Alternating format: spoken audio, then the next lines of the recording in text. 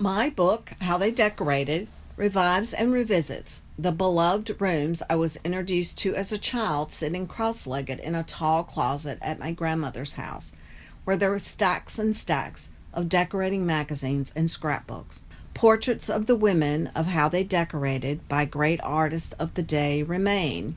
They gaze out at us, framed by their beautiful rooms.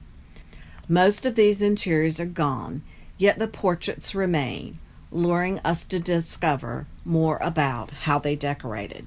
These spaces and the women living in them shape the way we look at rooms today.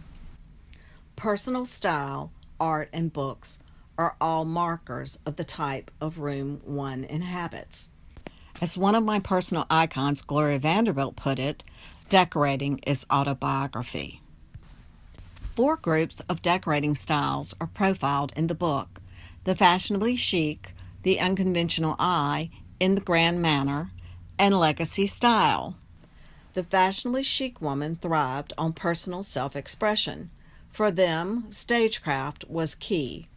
Their rooms were inspired by oddities and pieces from their far-flung travels and their sophisticated wardrobes. Their worlds spilled gracefully and quixotically over into the rooms they decorated. Babe Paley, named to the International Best Dressed Hall of Fame, was always surrounded by stylish rooms, the habitat of the fashionably chic. Decorator Billy Baldwin created a tinted fantasy for Babe by sharing yards and yards of a brown and pink printed cotton onto the walls of her New York living room apartment. The women decorating with an unconventional eye were chameleons with allegiances to no particular style of decorating. Strictly speaking, nothing binds them together except for their original point of view. Georgia O'Keeffe, the great American artist and iconoclast, found an entirely new approach to her art in New Mexico. Her placement and grouping of stones from the desert were as meticulous and meaningful as the canvases that emerged from these and other objects found in the stark landscape. No other collection of women was quite as stringent in its approach to design as the women decorating in the grand manner. Touted by fashion editors as the women most likely to be on the best dressed list, they lived in the most desired houses in the most desirable locations.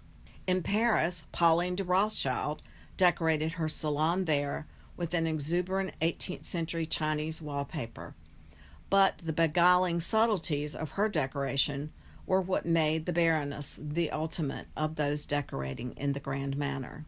The women of legacy style owed much of their decorating prowess to past generations. Evangeline Bruce, wife of American Ambassador David Bruce, decorated with yards of silk ribbon, using the links to hang her beloved paintings. This seemingly discreet decorating choice by Mrs. Bruce was not only beautiful but served to weave a personal touch into her rooms, in essence, putting her stamp on them. All of the women of How They Decorated met the decoration of their own rooms with some spark or some idea of how they wanted to live. And with them all, there is a reason and a starting point and a desire to create something of lasting beauty.